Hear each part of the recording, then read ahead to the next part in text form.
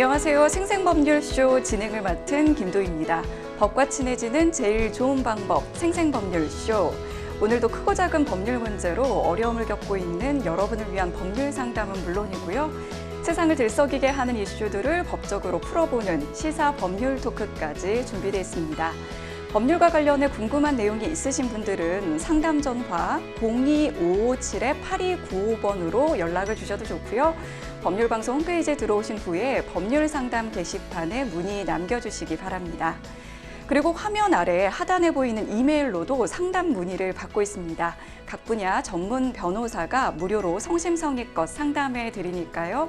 많은 참여 바랍니다. 지금 이 방송은 유튜브를 통해서도 실시간으로 함께 방송되고 있습니다. 더불어서 많은 시청 부탁드리겠고요. 유튜브를 통한 소통의 창구도 활짝 열어두겠습니다. 자, 그럼 오늘 도움 말씀 주실 변호사님 소개해드리겠습니다. 법무법인 상림의 황용 변호사 모셨습니다. 어서 오세요. 안녕하세요. 안녕하세요. 황용 변호사입니다. 법률상 궁금하신 사안에 관해서 성심성의껏 상담해 드리도록 하겠습니다. 네, 오늘도 억울하고 답답한 분들께 명쾌한 상담, 유익한 상담 해주시길 기대해 보겠습니다. 자, 생생법률쇼 오늘은 어떤 사연들이 들어와 있는지 미리 한번 만나보실까요? 체불된 임금 받을 방법이 있을까요? 직장 동료의 사생활 글로 썼는데 처벌받게 될까요? 남편의 두 집 살림 어떤 증거들을 모아야 할까요? 임차인이 사망했다면 보증금은 누구에게 반환하나요? 네, 이렇게 다양한 분야의 상담이 접수가 됐습니다. 저희가 잠시 후에 변호사님과 함께 속 시원한 해결책 찾아보도록 할 텐데요. 시청자 여러분께서도 끝까지 함께해 주시면 고맙겠습니다. 자, 생생법률쇼 첫 번째 순서는 시청자 여러분이 법과 친해지길 바라면서 법적인 상식을 굵고 짧게 설명해드리는 시간이죠. 금요일에는 새롭게 시행되는 법령을 한눈에 쓱 살펴보는 이달의 법령 함께하겠습니다. 자, 11월에도 많은 법령들이 새롭게 시행이 되고 있는데요. 첫 번째로 살펴볼 법령은 식품위생법 시행령입니다. 자, 요즘 무인으로 운영되는 자판기 정말 많잖아요. 요즘엔 라면도 자판기에서 먹을 수 있고요. 또 솜사탕 자판기도 있던데 이러한 다양한 형태의 식품 자판기 위생 관리가 한층 더 강화가 된다고 합니다. 어떤 내용인지 자세히 좀 알려주시죠. 네, 기존에는 식품 자동 판매기 영업의 범위가 식품을 자동 판매기에 넣어서 판매하는 영업으로 한정되어 있었습니다. 개정 식품위생법 시행령이 15일 시행됨에 따라서 오는 11월부터는 자판기 내부에서 자동적으로 혼합, 처리 과정을 거친 식품을 판매하는 영업으로 확대가 되었습니다. 네. 위생을 관리하는 강화를 하기 위한 조치인데요. 종전에 식품 자동 판매기 영업을 완제품인 식품을 자동 판매기에 넣어서 판매하는 영업으로 규정하고 있었습니다. 하지만 로봇 커피나 밀키트 자판기, 그리고 이제 솜사탕 자판기 등 다양한 기능을 갖춘 식품 자동 판매기가 증가하면서 이들 자판기도 위생 관리를 강화할 필요성이 있다는 의견을 반영한 것입니다. 우선 이제 솜사탕 자판기라든가 라면 자판기 등 무인으로 운영되는 다양한 형태의 식품 판매 자판기 영업의 위생 관리를 강화하기 위해서 시설 기준과 영업자 준수 사항을 정비하였습니다. 현행 음용 온도 관리라든가 살균, 정수기 온도계 부착 등 시설 기준을 기존 기준에 따라서 세척 관리와 이를 확인할 수 있는 구조, 내수성 재질이라든가 원료 시설 보관 등을 추가하였습니다. 또한 현행 영업자의 준수 사항은 자판기 내부를 하루에 1회 이상 세척 또는 소독하도록 되어 있었지만 자판기 내부의 식품과 직접 접촉하는 부분은 하루에 1회 이상 세척 또는 소독으로 개선을 하였습니다. 네. 또한 자판기에서 조리되는 식품의 안전 기준도 마련되었는데요. 현재 식품 자판기 식품을 음료류에만 적용되는 미생물 기준을 앞으로는 라면이라든가 솜사탕, 팝콘 등 식품 자판기에서 판매되는 모든 조리식품 등에 적용하여서 이제 적용하도록 하겠습니다. 그렇군요. 이제는 라면이라든지 이 솜사탕 자판기 조금 더 안심하고 먹을 수 있을 것 같습니다. 네. 다음으로 살펴볼 법령은 자본시장법 시행령인데요.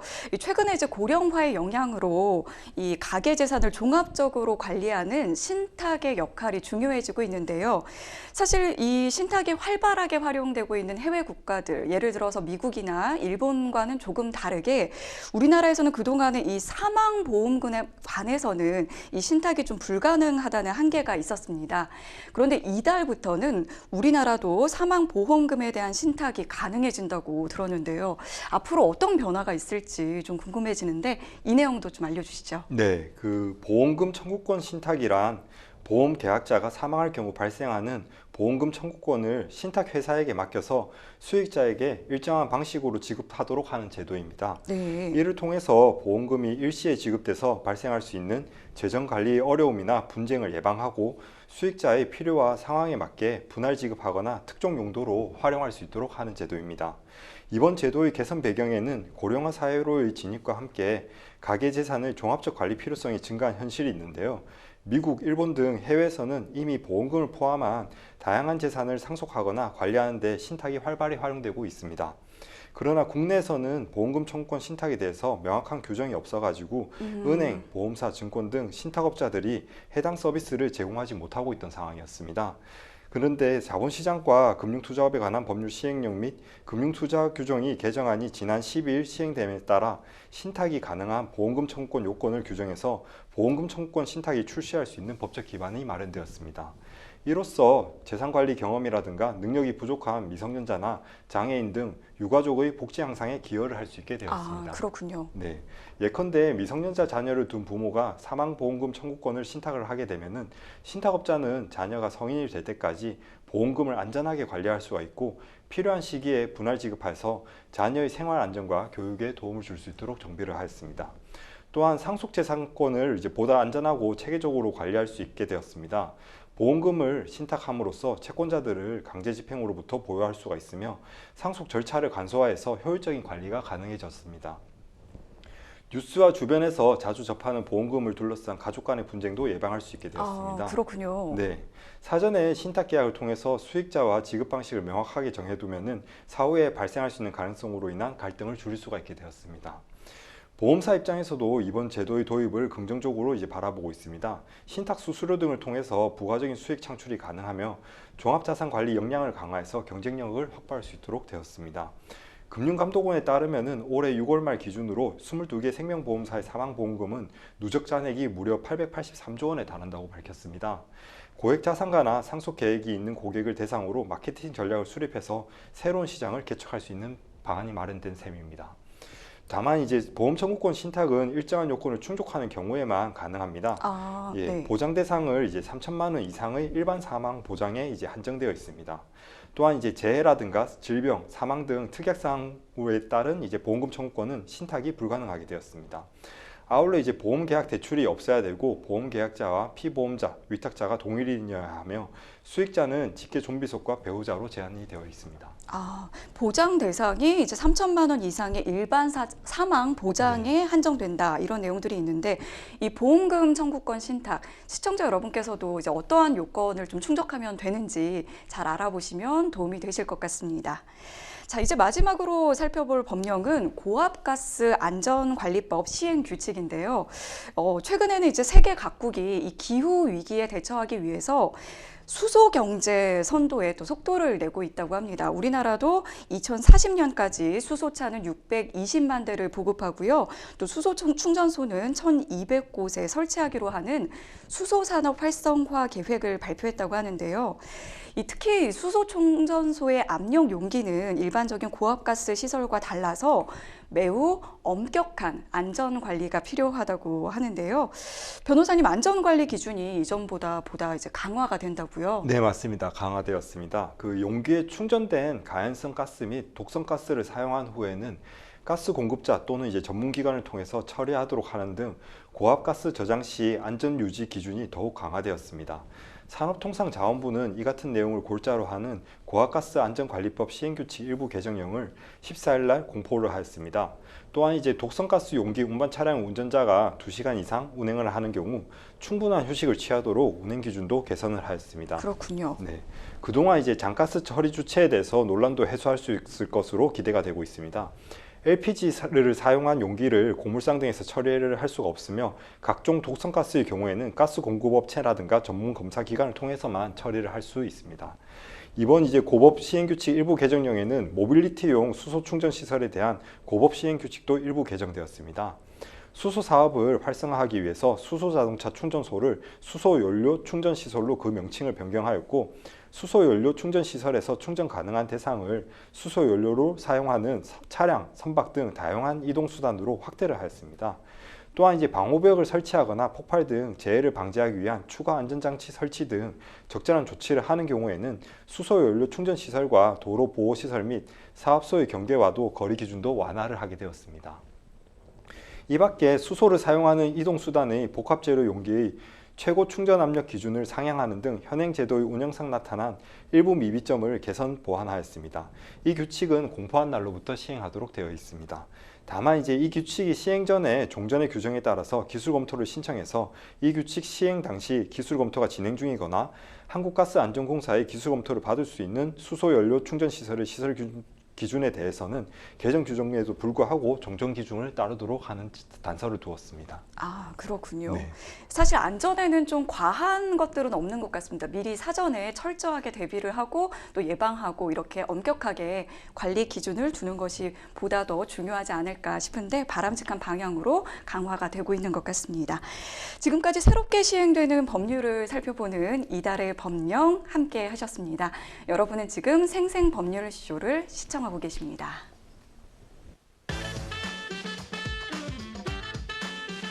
어렵고 복잡한 법률 문제로 고민하고 계신가요? 그렇다면 생생법률쇼가 도와드리겠습니다. 생생법률쇼에선 민사, 형사, 가사 등 각 분야 전문 변호사들이 매년 800여 건의 법률 문제를 속 시원하게 해결해드리고 있는데요.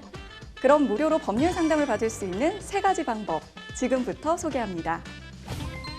첫째, 02-557-8295번으로 전화해 법률 상담 신청을 한다. 둘째, 법률방송 홈페이지에 접속해 법률 상담 게시판에 사연을 올린다. 셋째, 지금 화면에 나오고 있는 이메일 주소로 사연과 연락처를 보낸다. 속 시원한 법률 상담 프로그램 생생법률쇼. 지금 바로 상담 신청하세요.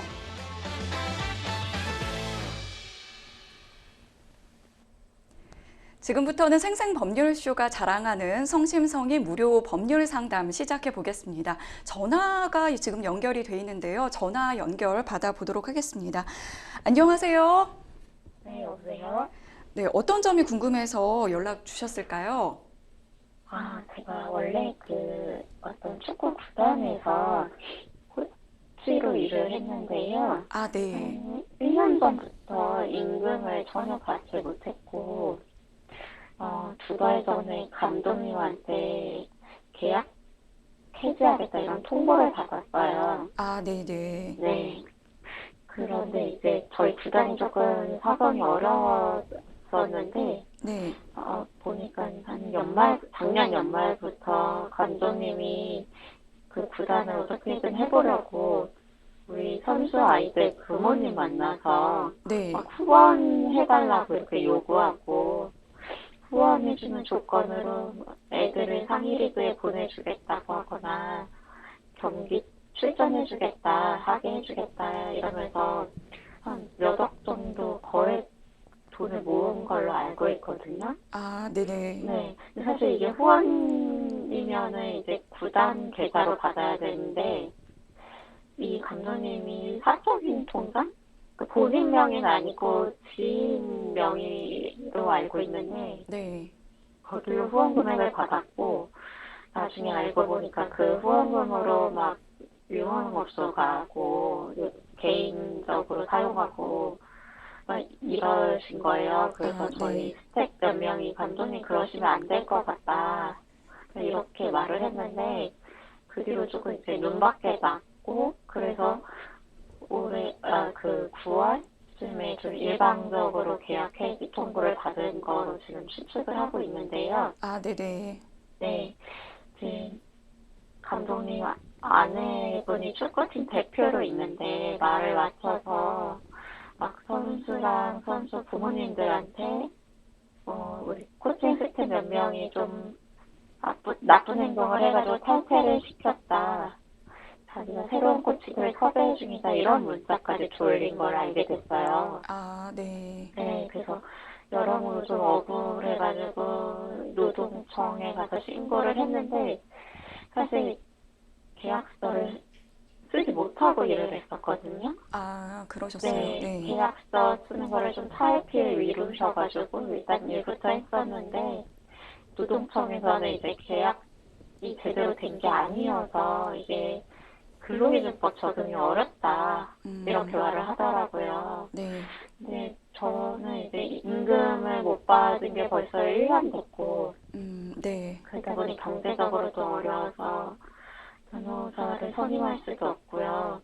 저 말고 한 3명 정도 같은 어려움을 겪고 있는데 네. 이 상황에서 제가 뭘 할 수 있는지 좀 여쭤보고 싶어서 전화드렸습니다. 아, 네네. 네, 일단 연락 주셔서 너무 감사하고요. 지금 1년 정도 지금 구단으로부터 임금을 받지 못하고 계시고 이제 최근에 이제 계약 해지 통보를 받으셨는데 이게 왠지 그 축구팀 그 감독분의 어떤 그런 비위 사실을 좀 알린 부분이 좀 있지 않을까 지금 그렇게 좀 생각을 하고 계신 부분이 있고 지금 노동청에도 가셨는데 이제 계약서를 쓰지 않았던 부분 이런 부분들도 지금 좀 많이 좀 막막하신 부분이 있으신 것 같습니다.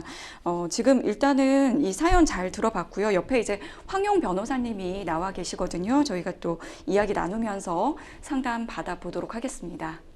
네, 아, 예, 안녕하세요. 네, 안녕하세요. 네.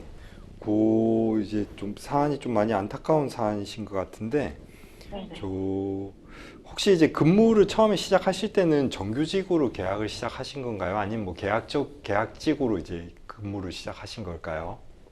계약직으로 얘기를 했었고 네. 충분히 정규직 전환을 해주겠다라고 네. 구두로만 말씀을 하셨었어요. 예. 네, 근데 계약서 쓰는 거는 조금 미뤘는데 네. 미뤄진 상태에서 그런 일들이 발생을 했고 결국에는 계약서라는 것 자체는 쓰지 못했거든요. 아, 네네. 그런 사안이시고, 그 다음에 저 혹시 그러면 그 해고 통보는 구두로 이렇게 연락을 받으신 건가요? 뭐 문자나 네네. 전화나 이렇게 구두로? 그냥 네. 말씀으로 그만했으면 음, 좋겠다고. 네네. 그렇게 하셨고, 그 다음에 혹시 뭐 주변에 이제 그만두시게 된 이유에 대해서 이제 불법적인 행위를 해서 이제 탈퇴를 시켰다, 이런 식으로 말씀을 했다라고 하시는데, 그런 식으로 이제 말들을 전한 것들이 이제 문자라든가 혹은 이제 네. 그렇게 발송을 주변 지인들한테 이제 알리신 사안이신 거죠? 예, 그래서 저희 선수 아이들 부모님한테 네네. 이제 좀 뭔가 공지하는 것처럼 네네. 코치 아이들이랑 저희랑 친하니까 네. 아이들이 이제 코치님들이 갑자기 없어졌다 이런 얘기를 할 거 아니에요. 네네. 그러니까는 사전에 미리 그렇게 좀 구단 내 불법적인 행위로 인해서 네. 스태프들 몇 명이 교체되겠다 이렇게 문자를 돌렸다고 하더라고요. 아, 네네. 그러신 사안이시면은 우선은 이제 근로계약서를 작성을 하지 않으셔도 이제 근로관계는 보호가 될 수 있습니다. 이제 계약서는 그걸 남겨두는 것이지 그 계약 자체가 없는 것은 아니기 때문에 물론 이제 정규직 계약 같은 경우는 근로기준법이 적용이 돼가지고 최대 이제 그 계약서를 미작성하는 경우에는 최대 500만 원 이하의 벌금이 처할 수가 있거든요. 그리고 이제 계약직인 경우에는 이제 근로기준법이 아니라 기간제법이 적용이 되게 됩니다. 그래서 이제 과태료 부과 대상이 되는데 이제 뭐 벌금과 달리 전과는 생기는 것은 아니지만은 이제 시정 기간 없이 즉시 부과가 되는 것이기 때문에 그 계약서가 없다고 하더라도 이제 저희는 근로관계를 주장할 수가 있고 상대방은 오히려 이제 그 계약서 미작성을 이유로 해가지고 과태료 처분 대상이 될 것 같습니다. 네. 예, 그런 사안이시고 지금 이제 해고 자체가 지금 이제 정당하지 않은 해고 사유에 의해 가지고 심지어 이제 서면에 의해서 이제 해고가 발생을 한 것이고 그 다음에 이제 원래는 이제 한 달 전에 해고 예고 통지를 해야 되거든요. 근데 이제 한 달 전에 해고 예고 통지도 없었고 그 다음에 이제 서면에 의한 해고도 아니었었기 때문에 이제 부당 해고로 다툴 수가 있을 것 같습니다. 서면에 의한 해고라는 건 어떤 서류 네, 서류에 상으로. 의해 가지고 한 달 전에 해고 예고를 하고 그다음에 해고를 한다라고 해서 서면으로 이제 고지를 해야 됩니다. 근데 이제 아, 구두로만 이제 고지를 하게 되면은 이제 그 부당 해고에 해당할 수가 있어가지고 해고가 이제 네, 무효 사유에 해당할 수가 있거든요. 네, 네, 그렇게 되면 이제 부당 해고 구제 신청이라는 것과 해고 무효 확인 소송이 가능합니다. 이 네. 두 가지 이제 별개의 소송이기 때문에 이제 각각 제기하실 수도 있고 동시에 제기하시는 것도 가능하십니다. 네. 아, 그래가지고 이제 해고가 무효가 확인이 된다고 한다면은 그간에 네, 저희가 이제 근무할 수 있는 기간 동안 받을 수 있는 임금에 대해서도 전액 청구가 가능하게 되거든요. 네, 네, 그래가지고 지금 이제 상당한 기간 동안 지금 이제 임금도 미지급된 상태인 것인데 원래 이제 해고 네, 사유가 없었던 것이잖아요. 그럼 이제 그 네, 기간 동안 받을 수 있는 임금도 이제 같이 청구가 가능하신 것이죠. 네. 네, 그래서 이제 부당한 해고 같은 경우는 원래는 이제 사업자가 큰 책임을 물게 되는 사안인 거고, 지금 같은 네. 경우는 이제 그 축구팀이 이제 그 고용 계약을 체결을 했었기 때문에 그 부분에 대해서 이제 부당한 이제 미지급 임금부터 해가지고 해고 사유가 무효가 됨에 따라서 이제 손해배상 책임을 물게 될 것 같습니다. 아, 네. 그러면 제가 그 소송을 저 어디 가서 어떻게 해야 될까요? 그 이제 민사소송 같은 경우는 이제 그 법원에다가 해당 지역 법원에 가셔가지고 이제 소송을 네. 제기를 하셔야 될 것 같은데 이제 관할 구역이 아마 지금 근무하셨던 그 지역을 위주로 해가지고 아, 네 아마 진행을 하실 것 같고 그 네, 다음에 이제 추가적으로 이제 그 형사 고발이라든가 혹은 이제 뭐 고소를 이렇게 진행을 하실 수가 있으실 사안 같거든요. 네, 예, 그 이제 그 주변 사람들한테 허위 사실을 이제 만들어 가지고 문자로 이제 불법적인 일을 하였다라는 취지로 네. 이제 주변 사람들한테 알렸다라고 한다면은 허위 사실 유포에 따른 명예훼손죄가 이제 가능할 것 같습니다. 지금 이제 아, 그 이제 해고되신 분들이 몇몇 분 특정이 돼 있었고 그분들에 대해서 이제 나머지 사람들도 그분들이 누군지 충분히 특정할 수 있는 사안이기 때문에 이제 허위 사실 유포에 대해서 명예훼손죄도 이제 해당을 할 수가 있을 것 같긴 합니다. 그러면 그 부모님들이 받은 문자를 네. 제가 뭐 캡처를 해서 달라거나 이렇게 증거? 이런 게 필요할까요? 예, 맞습니다. 그 증거가 있으면 좀 아, 더 좋습니다. 아무래도 이제 그 형사 고소라든가 이런 것들은 증거를 기반으로 해서 진행되는 것이기 때문에 그런 네. 증거들은 이제 최대한 좀 많이 확보하시는 게 좋으실 것 같고요. 그와 아, 별개로 이분들이 이제 그 불법적으로 후원금을 모금하셔가지고 자금을 또 네, 유용해가지고 이제 배임이라든가 횡령행위를 하신 것 같은데 그 부분에 네. 대해서는 이제 형사 그 경찰서라든가 이런 곳에 이제 고소 고발을 하셔가지고 네, 네. 이제 그 조사를 하도록 이제 진행을 하면 될 것 같습니다. 그거는 그럼 제가 그 임금체불이나 퇴직금 이런 거 받는 것과는 별개로 진행이 되는 거예요? 예, 맞습니다. 그 이제 명예훼손이라든가 불법 후원금 모집으로 통해서 이제 유용한 사안 같은 경우는 이제 형사 절차로 진행을 하시는 부분이라서 이제 그 네, 경찰서나 이 부분을 이제 진행을 하시는 부분인 것이고 앞서 말씀드린 이제 그 부당해고 구제 신청이라든가 해고 무효 네. 확인 소송 같은 경우는 이제 민사상 절차라 해가지고 이제 그 법원에서 이제 본인이 직접 수행을 하시는 부분입니다. 부당해고 구제신청도 법원에 가서 하는 거. 예, 예, 맞습니다. 그럼 저희가 네. 이게 지금 저 말고도 한 3명 정도가 네네. 이 똑같은 문제를 겪고 있거든요. 네네. 그러면 같이 이렇게 소송을 걸면은 네. 이게 뭐라고 하죠? 단체? 집단 소송? 네. 네, 같은 문제니까 네네. 그 감독님의 상대로 집단 소송을 걸면은 뭐 좀 더 승소할 수 있는 확률이 높아지거나 네. 저희가 좀 더 유리하거나 그럴 수도 있는지 아니면 그냥 개별로 진행을 하는 게 좋을지. 그 아무래도 이제 부당해고 사안이 좀 많이 중복되어 있다고 한다면은 동일한 사실관계에서 각자 들고 있는 증거들이 다를 수가 있는데 동일한 네. 사실관계에 대한 증거이기 때문에 같이 진행하시는 것이 주장 사실을 입증하시는데 훨씬 더 도움되시긴 하십니다. 네. 아, 그리고 이제 뭐 아까 그 부당해고 구제 신청 같은 경우는 아까 이제 노동청에 신청을 하시는 건데 예, 그 네. 만약에 이제 그 노동청에서 이제 근로계약서가 없다는 이유로 이제 거부를 했다라고 한다면은 이제 해고 무효 소송이라든가 그거를 이제 진행을 하시는 부분이시고요. 네. 노동청에 가서 해고 무효 소송. 네, 맞습니다. 그리고 이제 임금 청구 소송도 이제 같이 진행을 하실 수가 있는 부분입니다. 아, 네. 그러면 저희 임금 청구를 할 때, 네네. 제가 여기서 일을 했고 이런 거를 어떻게 증명을 해야 될까요? 그 이제 근로관계가 있었다는 부분을 증명을 하셔야 되는 부분이라서 그 이제 임금이 미지급되기 전까지는 이제 매월 이제 임금이 지급된 그 이제 입금 내역이 있을 수 있잖아요. 네. 혹은 이제 월급 명세서가 있다든가 그 부분을 이제 입증하시면 될 것 같고, 그 다음에 이제 업무 지시 관계에 대해서 이제 그 뭐 카카오톡이라든가 혹은 뭐 이제 문자라든가 혹은 이제 업무 지시 보고서라든가 이런 식으로 업무했던 내역들을 이제 마련하실 수 있으시면은 그 부분을 이제 최대한 확보하시는 게 좋을 것 같습니다. 네. 그러면 제가 이해한 거는 그 월급 받은 계좌, 네네. 네, 그거를, 그리고 저한테 뭐 업무적인 얘기를 나누었던 개인적으로 네네. 카톡 이런 것들도 다 증거가 될 수 있다는 거죠. 예, 맞습니다. 네. 알겠습니다. 확실히 제가 준비해야 될 게 너무 많은 것 같은데, 네네. 네, 어떤 거부터 해야 되는지 설명을 좀 해주시면. 예, 우선은 이제 그 근로관계를 입증하시는 것이 우선적으로 가장 큰 전제가 되는 것 같습니다. 그래가지고 이제 네. 그 전까지 저희가 이제 받았던 월급 내역이라든가 업무 네. 지시를 받았던 내역들을 이제 확보를 하신 다음에 그 다음에 이제 해고 무효 확인 소송이라든가 혹은 이제 임금 미지급 임금에 대해서 지급 청구를 이렇게 들어가시게 되시면은 그 이제 상대방이 해고 사유에 대해서 정당했다 안 했다에 대해서 이제 입증 책임을 지게 되므로 그에 따라서 이제 다투시면 될 것 같습니다. 근데 우선은 이제 최대한 그 이제 같이 해고당하신 분들이 계시니까 이제 그 관련된 자료를 모아 보시고, 네, 거기서 이제 부족한 부분을 조금씩 찾아보시면 될 것 같습니다. 네.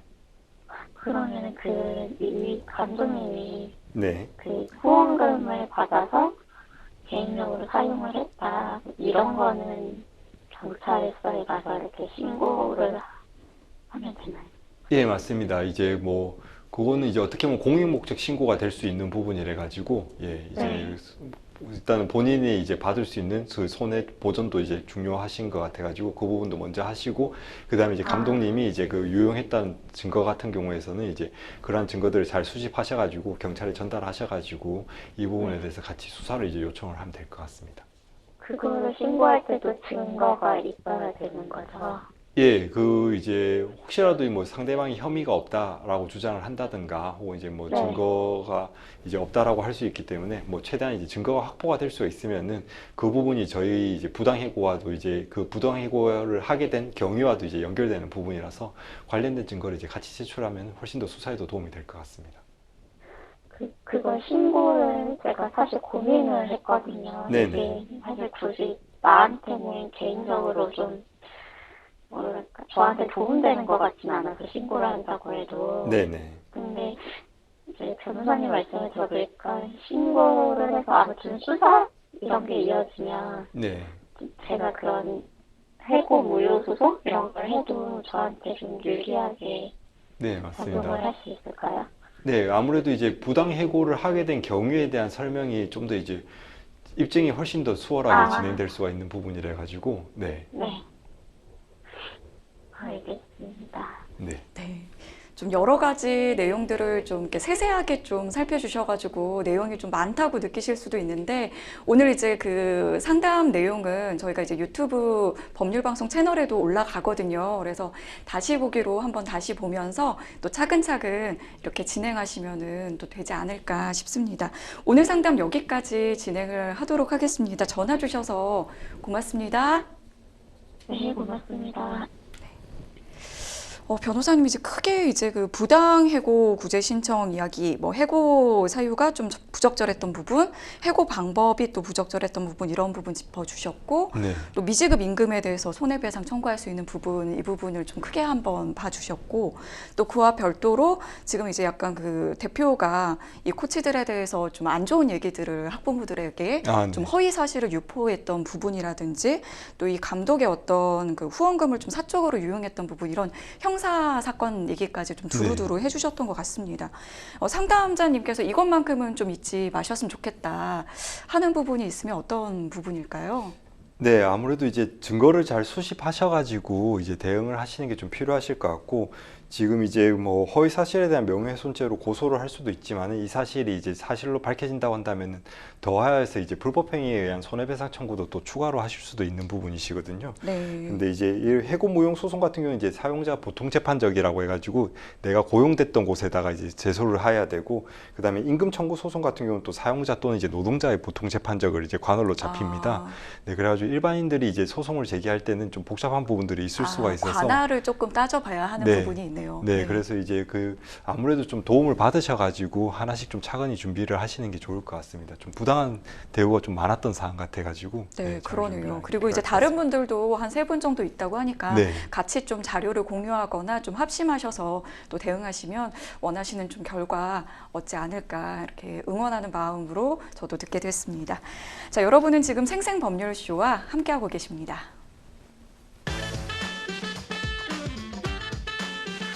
어렵고 복잡한 법률 문제로 고민하고 계신가요? 그렇다면 생생법률쇼가 도와드리겠습니다. 생생법률쇼에선 민사, 형사, 가사 등 각 분야 전문 변호사들이 매년 800여 건의 법률 문제를 속 시원하게 해결해드리고 있는데요. 그럼 무료로 법률 상담을 받을 수 있는 3가지 방법, 지금부터 소개합니다. 첫째, 02-557-8295번으로 전화해 법률 상담 신청을 한다. 둘째, 법률방송 홈페이지에 접속해 법률 상담 게시판에 사연을 올린다. 셋째, 지금 화면에 나오고 있는 이메일 주소로 사연과 연락처를 보낸다. 속 시원한 법률 상담 프로그램 생생법률쇼. 지금 바로 상담 신청하세요.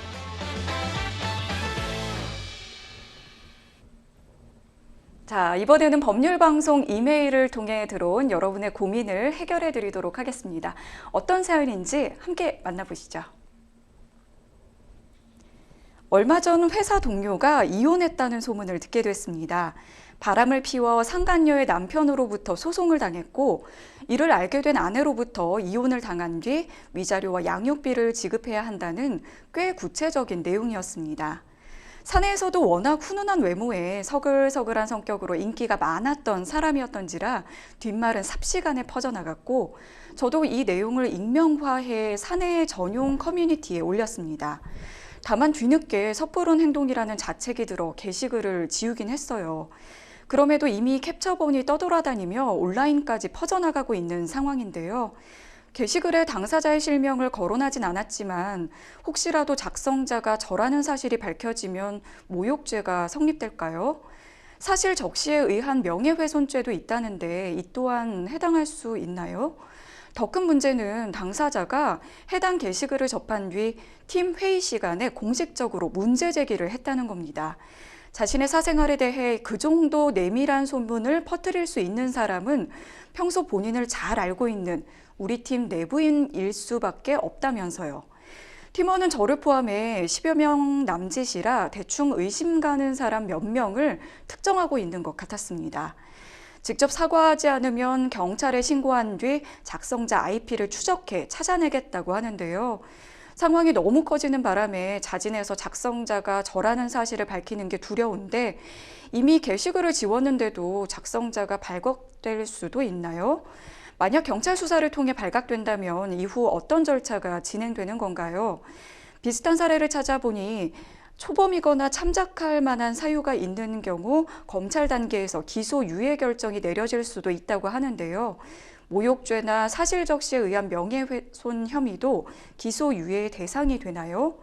기소 유예를 받기 위해서는 변호사 선임이 필수인지, 기소 유예 결정이 되면 저에게 어떤 불이익이 있는지도 알려주세요.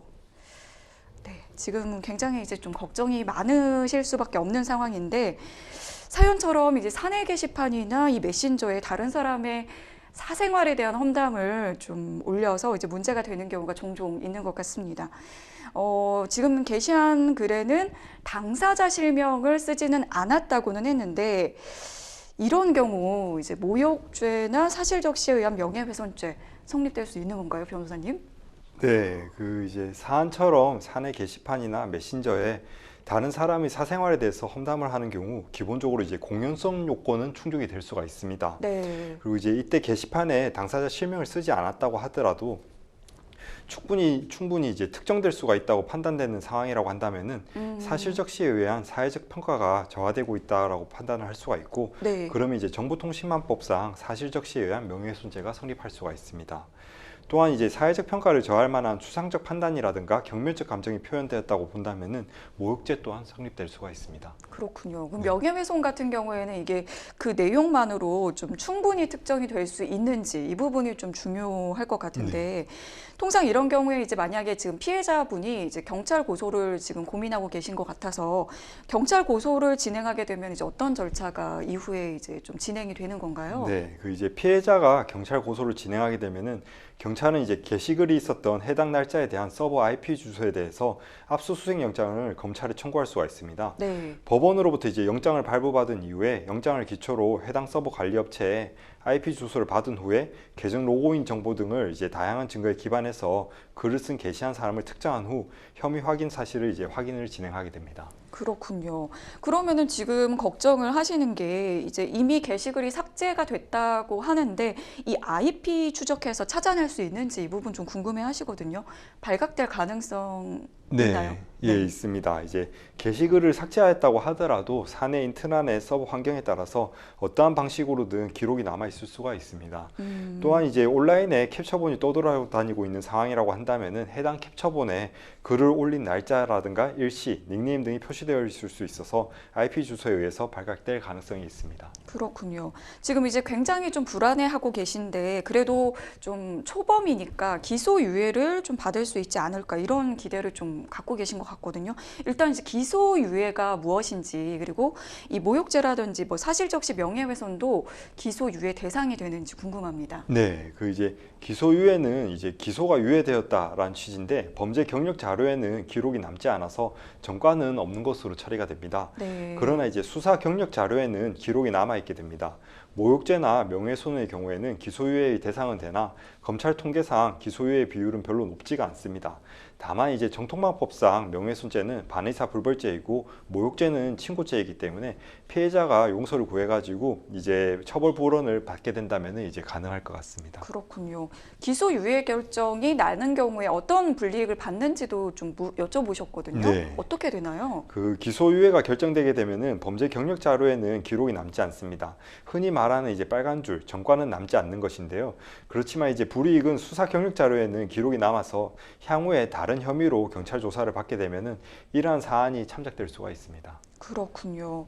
이제 최악의 경우로 이제 생각해서 변호사 선임까지 지금 고민을 하고 계신 것 같은데, 만약에 이제 목표가 뭐 기소유예라고 한다면 변호사 선임이 좀 필수인 상황이라고 보여지시나요? 그 이제 초범이고 별도의 전과가 없는 상황이며 또한 이제 피해자로부터 용서를 받아가지고 처벌불원 의사 표시를 한다면은 이러한 사정이 참작돼서 기소유예 내지 이제 불기소 처분을 받으실 수 있을 것 같습니다.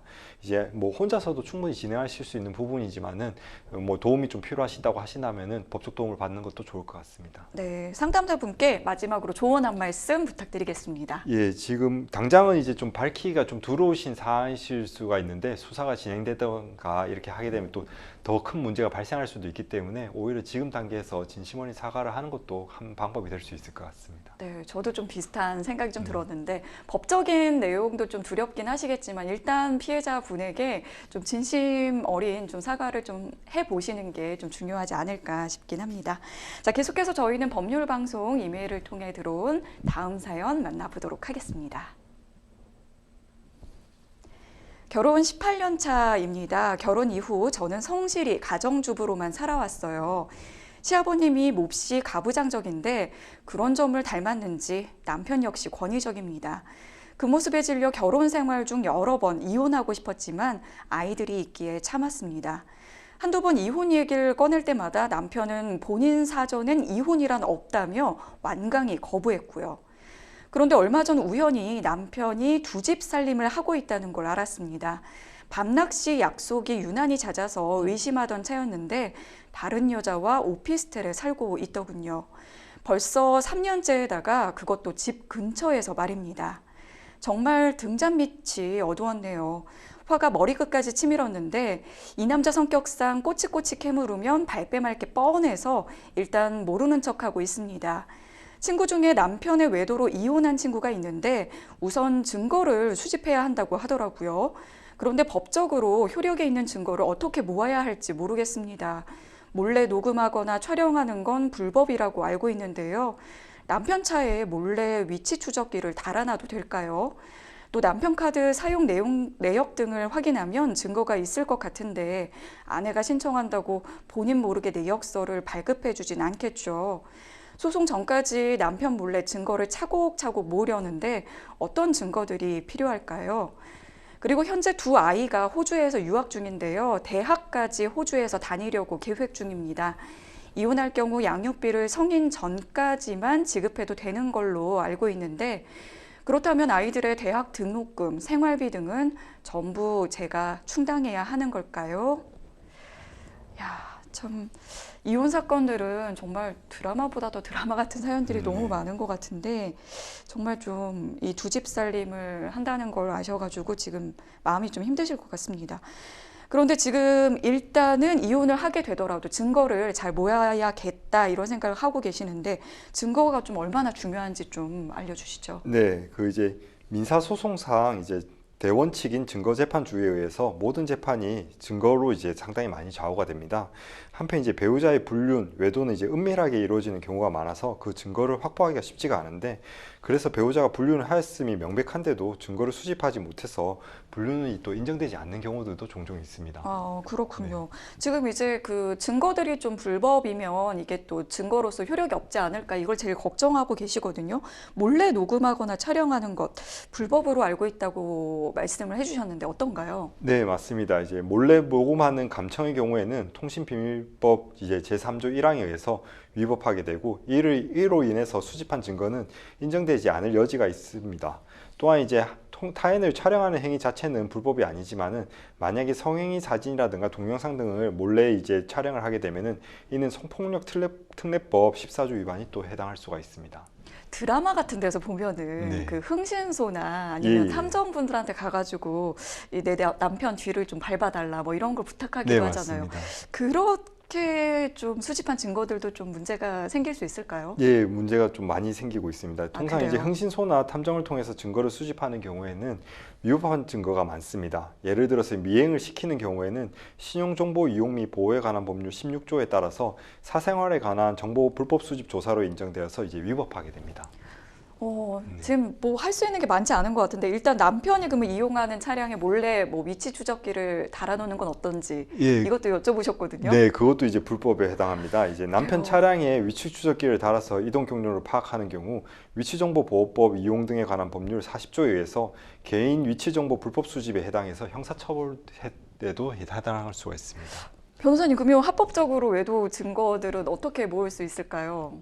네, 그 사실 이제 불법적인 증거라고 하더라도 민사소송에서 이제 증거로 쓸 수도 있긴 한데 네. 그게 이제 법원에 따라서 이제 인정되지 않는 경우도 있어가지고 합법적 증거를 수집하신 것이 상당히 중요한데요. 네. 합법적 외도의 증거는 이제 증거 보전 신청이라는 방법을 이용하셔가지고 많이들 수집하십니다. 아, 그래요? 예, 증거 보전 신청을 통해 가지고 배우자와 상간자가 함께 이제 모텔이라든가 숙박업소를 이제 드나들게 되면은 그 부분에 CCTV를 이제 확보하는 방식으로 이제 증거 보전을 수집을 하시게 되고 상간자 집을 드나든다라고 한다면은 관리사무소를 통해 가지고 아파트에 있는 CCTV를 이제 증거 보전으로 수집하게 됩니다. 네. 그리고 이 사연 주신 분께서 지금 가장 또 고민하고 계신 거는 이제 아이들과 관련된 내용인 것 같습니다. 이 자녀분이 외국에서 지금 유학을 하고 있는데 이 성인이 되기 전까지만 이제 양육비를 지급한다고 들어서 이제 대학교 등록금이라든지 이런 부분 좀 고민하고 계시거든요. 이런 건 뭐 어떻게 될까요? 예, 그 이제 양육비는 자녀가 성인이 되기 전까지만 지급하는 게 맞습니다. 그래서 이제 이혼 시 재산 분할을 하게 되기 때문에 재산 분할에 의해서 자녀에 대한 교육비 등을 이제 충당하도록 이제 분할을 하는 방법이 있습니다. 그렇군요. 네. 그럼 마지막으로 상담자님처럼 이 배우자의 외도 사실을 알게 됐을 때 어떻게 좀 대처를 하는 게 가장 좀 현명한지 이 부분도 좀 조언 부탁드립니다. 네, 그 이제 마음은 급하시겠지만은 우선은 이제 배우자가 이제 어떤 숙박업소를 드나드는지 혹은 이제 어떤 여라든가 상간남 집에 드나드는지를 확인을 하시고 그 부분에 대해서 이제 적법하게 증거보전 수집을 통해 가지고 증거를 확보하셔서 이제 소송 절차를 진행하시는 것이 가장 안전합니다. 이 불법적인 증거를 수집할 때는 수집 절차 자체는 쉬울 수 있으나 이후 이제 소송 절차에서 인정되지 않는 경우들도 종종 있기 때문에 그 부분을 이제 유의하셔야 될 것 같습니다. 네, 그렇군요. 좀 여러 가지로 좀 많이 막막하고 좀 답답하실 수는 있는데 차근차근 잘 대응하셨으면 좋겠습니다. 저희는 계속해서 다음 사연 만나보도록 하겠습니다. 아파트 전세를 줬던 임차인이 얼마 전 사망했습니다. 어떻게 정리해야 하나 싶었는데 임차인의 자녀분이 계약 만기가 얼마 남지 않았으니 그때까지 집을 정리하겠다고 하더군요. 곧 계약 만기라서 전세금을 반환해야 하는데요.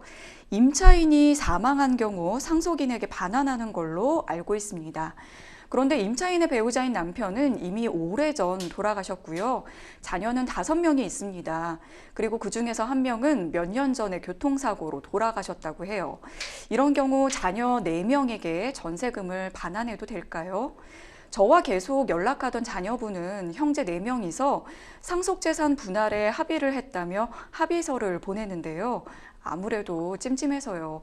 임차인의 사망한 자녀에게 배우자나 자녀가 있다면 그들도 상속받을 권리가 있지 않나요? 제가 보증금을 잘못 반환했다가 추후 법적으로 책임을 물게 될까 봐 걱정입니다. 어떻게 하면 되는지 알려주세요. 이 전세금 반환을 두고 지금 좀 여러 가지로 좀 복잡하게 좀 느끼고 계신 그런 상황인 것 같은데, 일단 임차인 분께서 사망을 하셨고 보증금을 지금 이 사연 보내주신 임대인분께서 이제 보증금을 반환을 하셔야 되는데, 배우자에게 이제 보증금을 보통 이제 반환을 하는데 지금 사연에서는 이제 배우자분도 돌아가셨거든요. 네. 그럼 일단 배우자분은 상속인에서 제외가 되는 건가요? 네, 맞습니다. 아, 그래요? 그러면 일단 또 자녀가 5명이고 그분 중에서도 또 한 분이 돌아가셔서 지금 4명인데 돌아가신 자녀분에게는 그러면 상속 권리가 없는 건가요? 그 돌아가신 자녀의 이제 배우자와 자녀들에게는 상속 권리가 발생하게 됩니다. 아, 그렇군요. 예, 그 이제 사망한 임차인의 자녀 4명과 예전에 돌아가신 이제 1명의 배우자의 자녀들이 이제 대습 상속인이 될 수 있을 것 같습니다. 아, 그래요. 근데 이제 상속의 경우에 이 순위가 또 굉장히 중요하지 않습니까? 네, 그래서 네. 이 부분에 대해서는 좀 어렵다고 느끼실 수 있는 부분도 좀 계실 것 같은데 대습 상속 같은 경우에도 어떤 뭐 순위가 있나요? 예, 그 이제 대습 상속인은 피대습인의 순위에 가름해서 이제 상속인이 됩니다.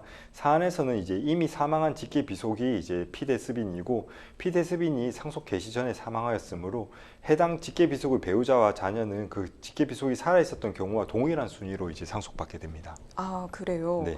그러면은 지금 그 사망하신 분의 그 자녀들 이렇게 순위도 네, 한번 맞습니다. 살펴봐야 된다고 네, 지금 네. 말씀을 해주시는 거죠? 순위는 이제 동일하고 상속 비율이 조금씩 달라지게 되는 아, 거죠. 순위는 지금 네. 그 나머지 그 4분의 자녀들과 똑같은 네, 순위가 네, 되는 맞습니다. 거고, 그 이제 그 사망하신 그 자녀분의 또 이제 예. 그 자녀분들이 예, 상속 비율을 이제 나눠 가지게 되는 아, 부분인 비율을 것 나눠 가지게 되는 네. 거군요.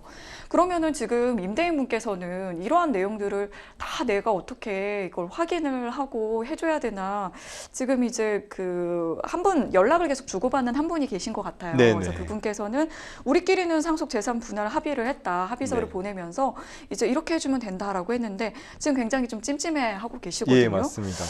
그러면은 뭐 임대인 입장에서는 어떤 걸 조금 더 뭐 확인을 해야 된다든지 뭐 그런 의무 같은 게 좀 있을까요? 예, 그 이제 상속재산 분할 협의는 이제 반드시 상속인 전원이 해야 되고, 만약에 이제 빠진 사람이 있다고 한다면은 상속재산 분할 합의 자체가 무효가 될 수 있기 때문에 이제 주의가 좀 필요합니다. 아, 예, 네. 우선은 이제 가족관계 증명서와 상속재산 분할 합의서를 이제 확인하시는 방법이 있을 수가 있을 것 같습니다. 네. 네. 그렇군요. 그럼 만약에 이제 그 형제 4명끼리 합의를 한 합의서를 지금 받았다고 했는데 네. 그 사망한 다른 형제분의 뭐 상속분이 그 안에 반영이 안 됐다면 네. 다시 좀 합의를 해야 할까요? 예, 맞습니다. 이제 상속인 중 상속 전원이 합의가 한 사안이 아니기 때문에 상속준산 분할 협의 자체는 이제 무효가 될 것이고, 네. 그래서 이제 그 함부로 이제 보증금을 지급을 하게 되면 이제 위험에 처할 수가 있습니다. 아, 그렇군요. 예, 그래서 이제 혹시라도 이제 너무 불안하신 같은 경우에는 이제 채권자 불확실을 이유로 해가지고 이제 법원에 공탁하시는 것이 예, 왜냐하면 이제 그 지급을 하지 않으면 그에 따른 이제 지연 손해금을 물 수가 있기 때문에 네네. 공탁을 하시는 방법이 있을 수가 있을 것 공탁을 같습니다. 하는 부분이 있고요. 네. 그러면은 이제 이 마지막으로 좀 조언 한 말씀 부탁드리겠습니다. 예, 이제 상속재산 분할 합의서가 제대로 작성이 되어 있고 가족관계 증명서가 이제 제대로 되어 있다고 한다면은 그 상속인에게 아마 지급을 하시고 혹시라도 이제 문제가 있다고 하신다면은 이제 공탁제도를 이용하시는 것이 좋을 것 같습니다. 네, 채권자를 좀 확실히 알지 네, 못한다는 맞습니다. 이유로 공탁을 하는 걸 추천을 해주셨습니다. 자, 생생법률쇼 어느덧 마칠 시간이 다 되는데요. 오늘 함께해 주신 황용 변호사님 고맙습니다. 네, 감사합니다. 네, 생생법률쇼 저희가 준비한 소식은 여기까지입니다. 끝까지 시청해 주신 여러분 고맙습니다.